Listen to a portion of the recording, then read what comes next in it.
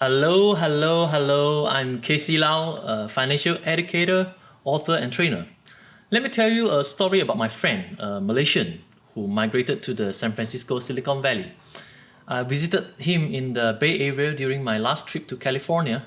Let's call him Tan, a Malaysian working at one of the high-tech MNCs there.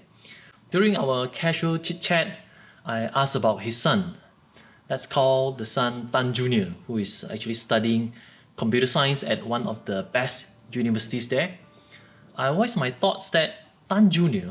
will have a great career working for the high-tech companies in Silicon Valley. He can start with an internship in one of the well-known big tech companies there, get a high-paid job, and pretty much all will be smooth sailing like what his dad has done. It has never crossed my mind that my spontaneous comment has sparked a thoughtful discussion.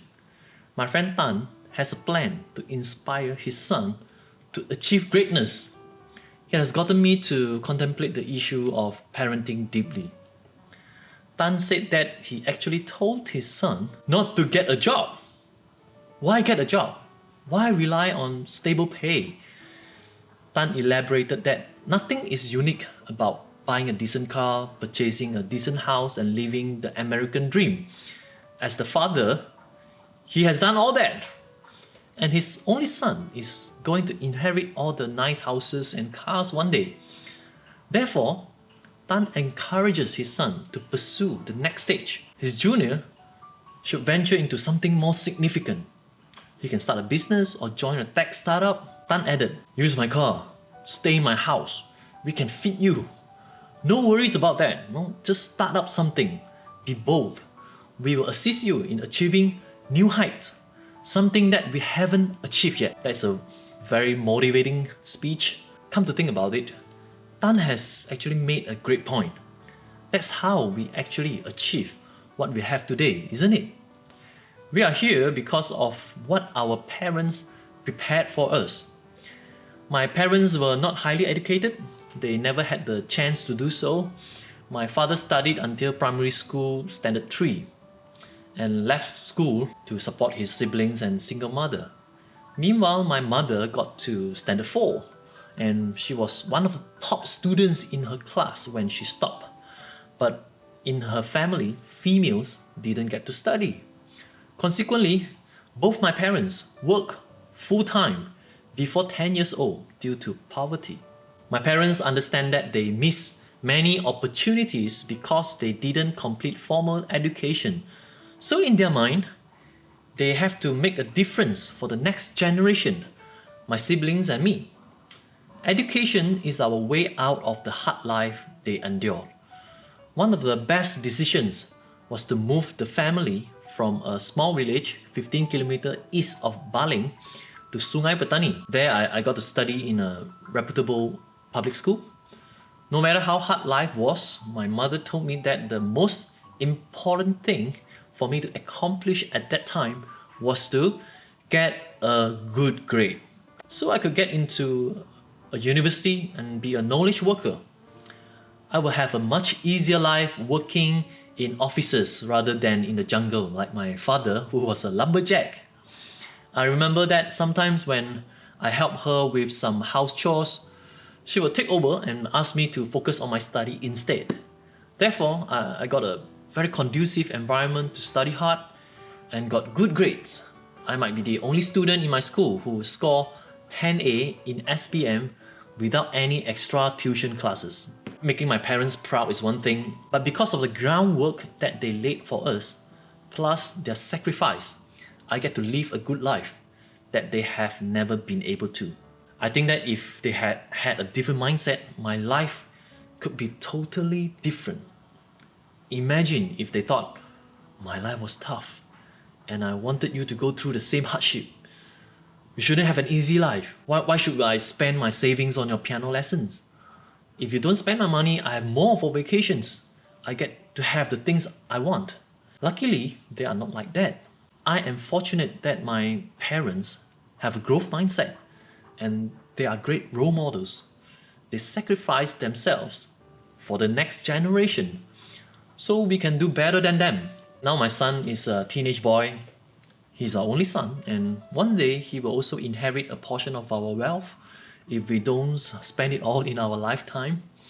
The conversation with Tan also got me thinking about whether we are preparing our son well to cope with the future.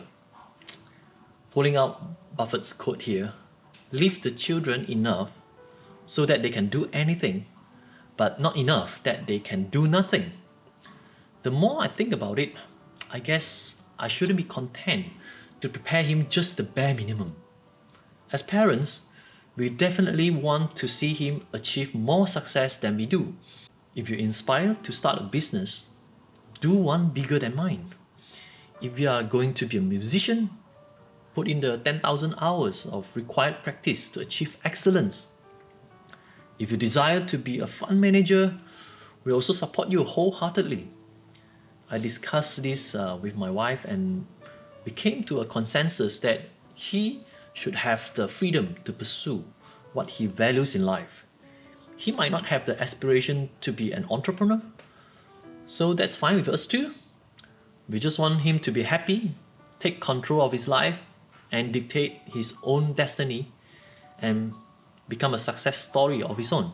I say to him, bear in mind that we are here to support you to achieve what you set your mind to. I will lay the groundwork for you. This actually reminded me of what Jeff Bezos said about starting Blue Origin, the space tourism company.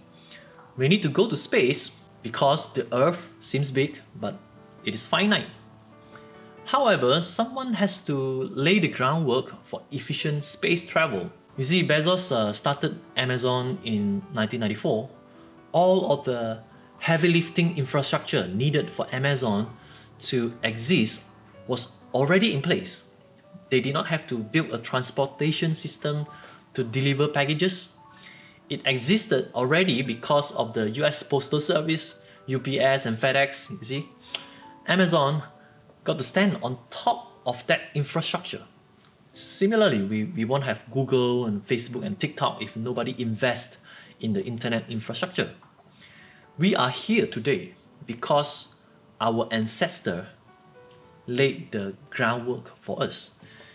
And we should also prepare the foundation so the next generation can stand on top of our shoulders, achieving the next level of greatness.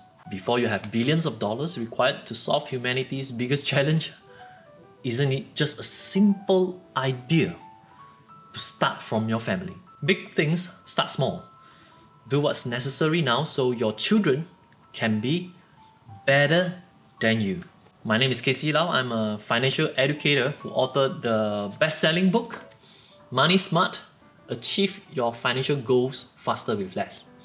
If you like my sharing, please smash the like button and subscribe to my channel for more money tips. Check out the description for my free ebook, Masterclasses and weekly webinars.